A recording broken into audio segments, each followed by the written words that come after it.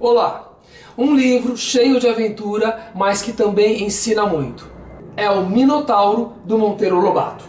Eu sou Antônio Sampaio Doria, do Blogs e Livros. Sim, tem muitos livros que tentam ensinar para a criança alguma coisa, embora seja de ficção. É o caso do Minotauro. O Minotauro tenta dar à criança uma noção do que era a Grécia Antiga, em termos políticos, culturais, econômicos, filosóficos. Vamos ver aí o resumo e a gente volta a discutir.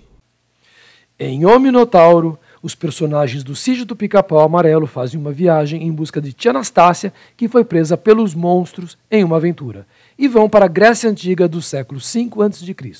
Eles se surpreendem com coisas que os gregos ainda não conheciam, como os relógios e os fósforos. Mas eles têm mais a conhecer, como eram as roupas gregas, a democracia, a construção do Párteno e esculturas que não existem mais porque foram destruídas. Dona Benta fica extasiada por conhecer o grande Péricles e o filósofo Sócrates. Eles também conhecem os mitos gregos, como Hércules, na era em que a Grécia foi formada. Este livro traz a ideia de que a cultura grega, por ser a base da nossa cultura, deve ser conhecida, mas de forma aventuresca e fluente, como é o estilo de Lobato. Eu sou Antônio Sampaio Doria, do Blogs e Livros. Como vocês puderam ver, Monteiro Lobato quis realmente dar à criança uma noção, uma explicação do que era a Grécia Antiga. Então, assim, ele incluiu muita informação, até informação demais. Mas eu entendo isso, porque ele deve ter pensado, como falar da Grécia Antiga e não falar da política, da democracia? Como falar da Grécia Antiga e não falar dos mitos gregos? Como não falar da arquitetura, que até hoje é copiada? E como não falar do teatro, que foi criado na Grécia? Então ele tenta transmitir tudo isso aqui. Então esse conhecimento vem a reboque nesse livro. Monteiro Lobato cria, você sabe, uma aventura que as crianças gostam, que é fluente, então vale a pena ser lido. E eu vou comentar as partes mais engraçadas. Dona Benta, por exemplo, dá uma de louca quando ela encontra Péricles, que foi o grande estadista da época de ouro de Atenas. Ela chega para ele e fala, não, eu vim do futuro, mas por isso eu sei de tudo. Sua morte será no ano 429, daqui a 9 anos, e marcará também o começo da morte desta Atenas gloriosíssima. E ela também diz que Atenas vai ser escravizada pela Macedônia. Então eles consideram que ela é uma pitonisa, ou seja, uma vidente. Agora, quem é que poderia reagir bem ao saber o ano de sua morte? Tem também aqui o desconhecimento dos gregos das invenções modernas. O relógio, a fotografia, o cinema, a eletricidade, os talheres e os alimentos que foram descobertos na América, como o milho, a batata e o peru.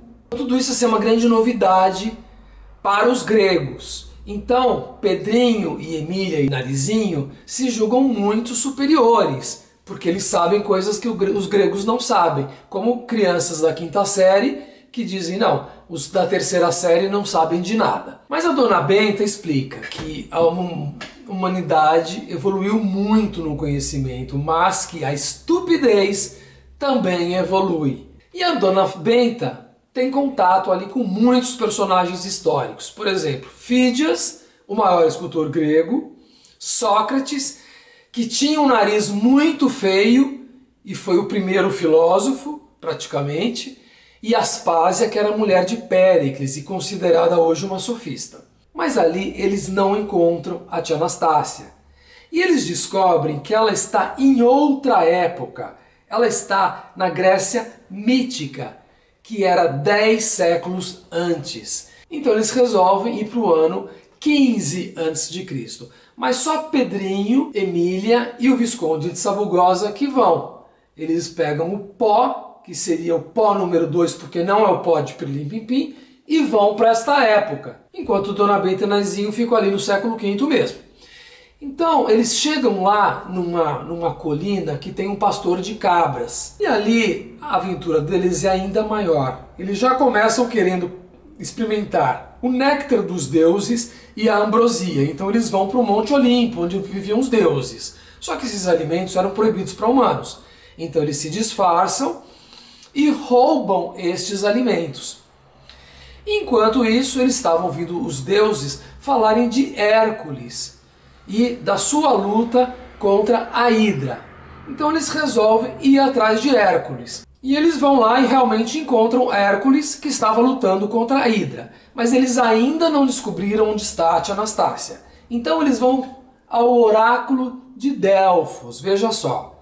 Vão lá, falam com uma pitonisa, ou seja, com a mãe de santo ali daquele templo, e perguntam para ela onde está a tia Anastácia. E ela responde com um enigma, uma mensagem cifrada. Mas eles pensam, descobrem que a tia Anastácia está com um minotauro. Então eles resolvem ir atrás desse minotauro, que está em outro lugar, que é a ilha de Creta. E eles vão sempre através do pó de Pilim-Pim-Pim e chegam nesse lugar. Chegando lá, tem um palácio, é o palácio, se não me engano, de Knossos. Eles entram no labirinto do Minotauro. E a Emília, que sabia da história de Ariadne, entra com 3 carretéis de fios. Então eles vão com os fios para poder voltar. Quando chegam lá, eles sentem um cheiro familiar. E vão sentindo o cheiro e descobrem que o Minotauro está comendo bolinhos que a tia Anastácia fritou. Ou seja, o Minotauro se esbaldou com os bolinhos e não devorou a tia Anastácia.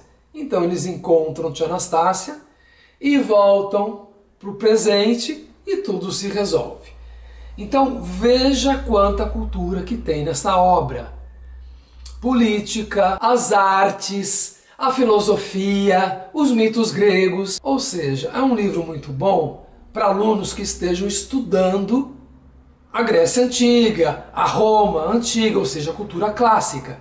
E dessa maneira eles vão ter uma aprendizagem com muito mais vivacidade, porque é um livro de Monteiro Lobato. É uma forma divertida de entender os conceitos e acontecimentos que são bem complexos. Não se esqueça de dar o seu joinha e você pode colocar o seu e-mail num link que eu vou deixar aqui embaixo para receber toda semana materiais para sala de aula. São materiais que envolvem a leitura. Eu estou sempre criando esses materiais.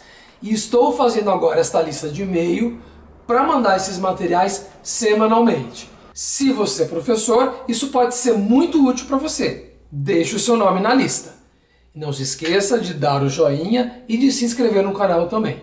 E a gente volta daqui uma semana. Tchau, tchau.